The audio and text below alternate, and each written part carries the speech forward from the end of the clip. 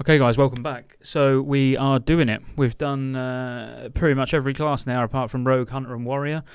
Sneaky Rogue is next. So I'm going to follow the absolute same pattern as I always do. So I'm going to give you 3 options for each slot. There'll be, some that are harder to obtain than others, but I always ultimately try to add at least one that's quite easy to get for anybody. So professions aside, ability aside even, some of them are just bought from the auction house. But I just wanted to say thank you quickly for all the support on the channel, and especially over on Twitch. If you don't follow me on Twitch, check me out. It's in the description below. So ScottyJ87, same as a YouTube channel name, but with 87 on the end. Come see me. I'm streaming pretty much every night, but I'm also streaming on YouTube, so feel free to watch me on here. But yeah, just wanted to say thanks because you guys have been awesome over the last few months. Couldn't do it without you. But let's just jump straight in. So, for the head, we've got Helm of the Claw, which is from the Warlord's Hideout. It's just a Steam Vaults quest. There's no pre-quests or anything. You literally just walk outside the instance. There's a guy there. You take the quest. You go in. You kill the boss. You come out. You get your head. Nice and straightforward, but you get your meta socket early. Yeah, nice and easy. You can get this done at sort of 68 even when you're doing your Karazhan attunement, so that's cool. Then you've got the Engineering Head, which obviously always gets a mention for those engineers. Ultimately, you'll probably get Helm of the Claw to tide you over until you make your Engineering Head, but, the Engineering Head is just a better version of Helm of the Claw, really. So you're going to want to get hold of that if you're an engineer. And then for the easier option, so just a BOE World Drop, Mask of Vowed Death. So it increases your crit by 30, 19 hit, 80 attack power. Again, perfectly fine to go into Karazhan wearing this. You can get it at 67. You might even get it drop yourself. Or if a guildie gets it or something, give them a few copper for it. But yeah, pretty decent. Then moving on to the neck. Ultimately, pre-raid Biss will be Choker of Vile Intent, which is from 25 Badges of Justice. For those who don't know, you get Badges of Justice from killing heroic versions of dungeon bosses. So, yep, nice. Don't even need to speak about that because it goes without saying. Then we've got Earthen Mark of Raising, which is from Gurok the Usurper. So it's just a Nagran quest. 23 agility, hit 13, 20 attack power. Not quite as good as Choker of Vile Intent, obviously, but it is just from a quest, and you can get this before you're even 70. And as I say, this would carry you into Karazhan just fine. Then this one always shows up pretty much every video because this particular quest, the Houndmaster, which is in Blades Edge Mountains, gives pretty much every class a pre-raid Biss neck. So yeah, you can see why. 15 crit, 10 hit, 50 attack power. It's got more attack power on. Obviously, it's not got the agility, so you're losing out there. But it's actually got more just static attack power than both the other necks. So yep, might be worth using that. Then for shoulders, we've got Expedition Scouts Epaulets. Get ready for the Horde backlash coming from this one because I include it on most videos because this quest gives some amazing rewards, but it is only Alliance only. So that's unfortunate if you're Horde, but just a Shattered Halls quest. Pick the quest up, go in, do the quest, come out, get a pre-raid Biss item. Then Blackened Leather Spalders. So this is from Kuranai Magar Revered. So quite an easy faction to grind reputation with, but you get a nice set of shoulders with 20 agility, 15 hit, and 70 attack power. Or you've got the Mantle of Perinold. Again, shows up on pretty much every attack power based DPS class that can wear leather. So 24 stamina, 2 red sockets, crit, hit, and attack power. Really nice, just from the last boss in Old Hillsbrad Foothills. You'll do Old Hillsbrad Foothills to be able to get into Black Morass, and Black Morass is part of the Karazhan attunement. So it's somewhere you're definitely going to go. And you can go there at sort of 66, 67 quite comfortably. So you can get these while leveling.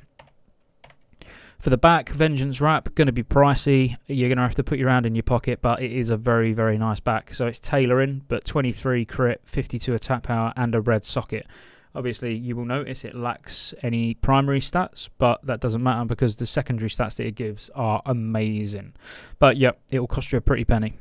But if you don't want to get that, you can get a BOE World Drop, so Cloak of the Craft, which is very good for a level 66, particularly for Rogue. So 25 agility, 13 hit, 20 attack power. Again, nothing wrong with that, and this shouldn't be too expensive to pick up if you don't get it dropped for yourself.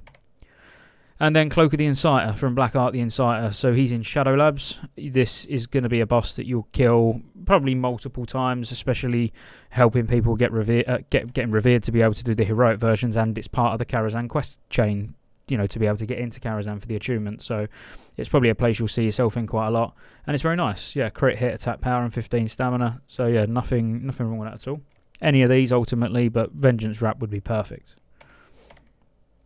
Then for chests, so from Celadan, nice and early, this will be pretty much one of the first dungeons you'll do. You'll probably do Ramparts first, then Blood Furnace. So at 61, you can get pretty much a pre-raid Biss chest, which is nice. Hit 11, attack power 42, 27 agility, 18 stamina, and 3 sockets. I would use this at 70 into Karazhan, and it will be absolutely fine. You've got Orkney Monk's Tunic, which is from an Orkney Crypts quest, which is again very nice, but if you compare it to the level 61, it's not as good. You know, you would still probably use the one from Celadan the Breaker over this, even though it's a higher item level, but you know, that's why Vest of Vengeance was mentioned first. And then you got Tunic of Assassination. So even this, when you compare, it's, you know, it's nice, but when you're now comparing a level 70 sort of dungeon tier piece to something that you can get at level 61, and the level 61's got hit on, I would still even argue for the Vest of Vengeance being better than Tunic of Assassination. So, you know, but any of these will be fine, but for the sake of doing a normal level sort of 60 to 62 dungeon, might as well get Vest of Vengeance. And then for bracers, we've got Nightfall wrist guards. These will probably be fairly difficult to obtain, but actually saw them drop last night, so probably not. But Epoch Hunter, which is the last boss in Old Hillsbrad, but this time you need to be doing it on Heroic. Then you've got Spy Mistress's wrist guards, which is from the Soul Devices quest in Shadow Labs, which, you know, you're going to do this, as I keep banging on about, you know, as part of the Karazhan attunement, you're going to go Shadow Labs anyway, so you're guaranteed these wrists. And then you've got a nice pair of greens that I thought I'd put in there, so Down with Dayless, which is just a Neverstorm quest, so they've got hit and attack power on, you know, they are, when you compare them to all the others, you know, for a set of green bracers, they're actually very nice. You could even compare them to Nightfall wrist guards, you know, when you're accounting in the loss of attack power but gaining the 9 hit. You know, I'm not saying they're better than Nightfall, but they're worth getting, you know, especially when you're questing, you might as well grab them. I can probably see you going in order. You'll probably get Night Stalker's wrist guards first, then you'll get the Spy Mistress's wrist guards, then you'll get Nightfall wrist guards. You'll probably use all of these at some point, I would imagine. Then for the gloves, so fell leather gloves is just leather working, so if you're leather working, you're laughing. Not that the dodge rating free set really matters to you, but you won't get the free set bonus unless you're leather working. So you can use these without being a leather worker, but you can't benefit from the bonus. But hit, crit, attack power, no primary stats, but that doesn't matter. Then you've got the hand grips of assassination, which are from the last boss in Black Morass. Again, part of the Karazhan attunement, so you'll go to this place anyway, so you might pick these up, but hit 17, 50 attack power, but no sockets. And then you've got Gloves of the Neverstalker. So dealing with the Overmaster is just a Neverstorm quest. You've got hit and attack power. You'll notice a theme here. We're going for hit and attack power on as many items as we physically can. Ultimately, fell leather gloves probably are going to be not only the easiest to get hold of, but also, you know, stat-wise, they're pretty solid. Then for the belt, so we've got Girdle of the Death Dealer, which is, again, it's Black Morass, but this time it's Heroic Black Morass. And it is the last boss. So it's probably one of the more challenging heroics, if I'm honest with you. So you probably won't get this in a hurry, but ultimately it's the best you're going to get before Karazhan if you start doing heroics before you go into Karazhan. Then there's a Scryer's only quest called Turning Point, which is Socratar's Girdle, agility, hit, attack power. Obviously, if you're Eldor, you're going to have to find an alternative, but if you're a Scryer, then this may be good for you. And then Naru Belt of Precision. So again, this is probably one that everybody's going to get, and it's very nice. So this is just part of the quest chain to acquire the Alcatraz key. Everybody's going to want the keys for everywhere, so you might as well just say this is a guaranteed. So if you're looking at what belt slot you're going to get, which is going to be nice and easy without taking you out of the way, you might want to just go for Naru Belt of Precision. Then for the pants, fell leather leggings. You know, I've already explained about the gloves, so these are nice. Hit, crit, attack power, 3 sockets, no primary stats, and you only benefit from the bonus if you're leather working. You've got Clefdoof hide leggings, which are absolutely solid, so hit expertise, lots of agility, lots of strength, lots of stamina. Showdown is just a Blaze Edge mounting quest. And then leggings of assassination. The assassination set turns up in general pretty much all over this because, yeah, it's your dungeon tier, so they're obviously going to be relatively well itemized, or you would hope. And then legs, Soria from Murmur in Shadow Labs, which, like I say, you're going to go there as part of the Karazhan quest anyway. And then we've got boots. So for boots, fell leather boots, basically you want to get hold of the whole fell leather set because they are solid.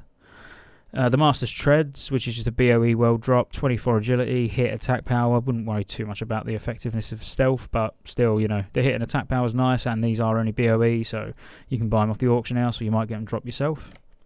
And then Felbor Hide Shoes. So these are from Cypher of Damnation quest line. Quite a long quest line in Shadowmoon Valley. Quite a difficult one as well, if I'm honest with you. But if you're leveling with a couple of mates, or you just pull the guildies over for the group quest portions of it, you know, it's a decent set of boots you can get fairly early on to take you into Karazhan. So for rings, we've got Kaelin's Signet, which is a Aldor only Neverstorm quest called Deathblow to the Legion. You got Dissension Amongst the Ranks quest, which is a Shadowmoon Valley quest. And then you've got the Ravenclaw band, which drops from the last boss in Sefik Halls.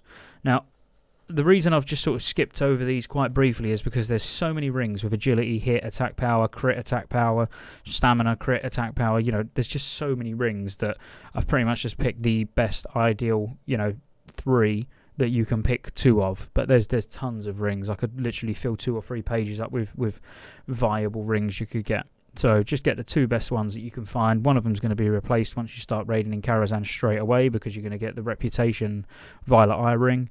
So you really only need to be bothered going out of your way to try and get 1 really solid ring.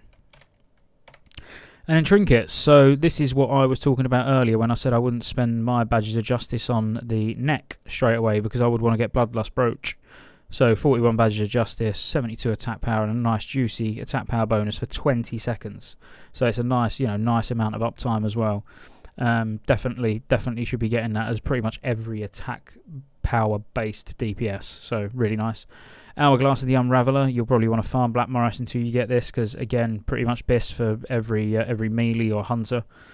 And then Abacus of Violent Odds, which is from Perfalion in Mechanar normal. So attack power by 64 and uses an increased haste rating. So haste isn't great for every class, but it's decent for rogues.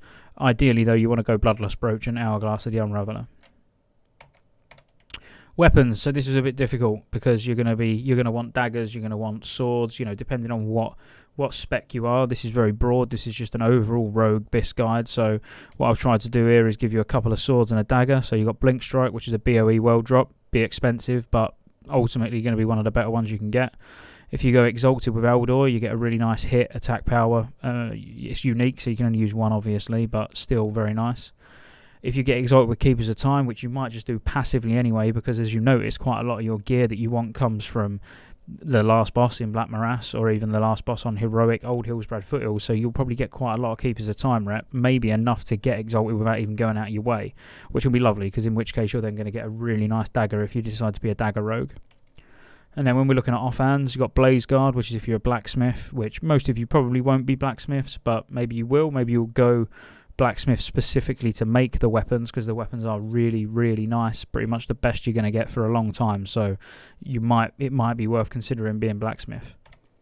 And then you've got, the last boss in Black Morass. Drops a nice quick one-handed offhand. And then I've gave you a dagger, and I had to put it on here because Dirge, for anyone who's played for years, knows this used to get spammed everywhere for about 5 expansions.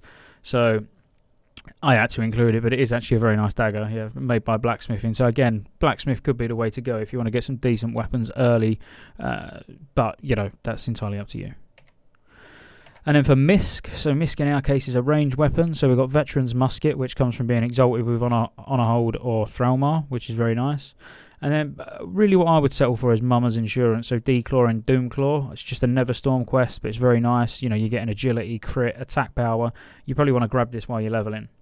And then I've put Telescopic Sharp Rifle down from Perfalion, Mechanar. Only reason I put this down is because there was a few items from Perfalion in Mechanar that you're after. So this was just a ranged weapon that you could use that comes from there while you're trying to get other things as well. You might get lucky and get 2 items in one run. But ultimately, again, like with what I said about rings, there's so many ranged weapons, guns, bows, crossbows, you know, whatever you want to use, as long as it's got some attack power or crit or hit or some agility. You know, ultimately you can pretty much stick anything in that hand. And that brings us to the end. So that's literally, yeah, a few bits of guidance on every single slot for when you're gearing your rogue in TBC. I hope you found it useful. If you did, please make sure you like, subscribe.